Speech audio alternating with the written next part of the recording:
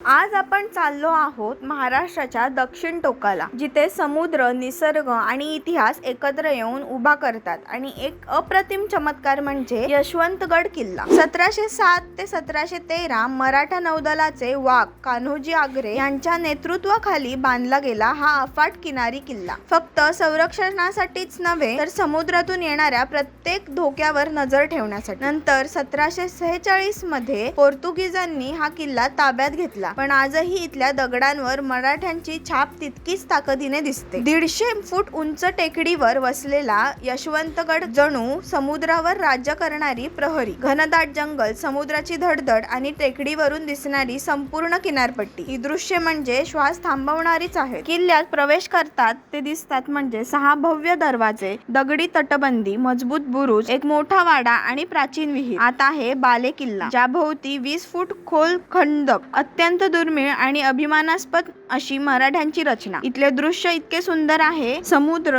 हिरवळ आणि विस्तीर्ण किनारे सगळंच एका फ्रेम मध्ये. कधी मधी लंगूर माकडे, डोंगरो पक्षी दिसतात. सगळं अनुभवताना आपोआप मन शांत होतो. किल्ल्यापर्यंतचा ट्रेक सोपा आहे. वेंगुर्ला पासून रेडी गावात या आणि विठ्ठल मंदिरा शेजारीच रस्त्याने थेट किल्ल्यापर्यंत पोहोचता येतं. यशवंतगड किल्ला फक्त इतिहास नाही, तो एक अनुभव आहे. समुद्र, मराठा वैभव आणि वारा सांगणाऱ्या हजारो कथा. आणि अशा माहितीसाठी फक्त मिनिटभरला नक्की सबस्क्राईब करा.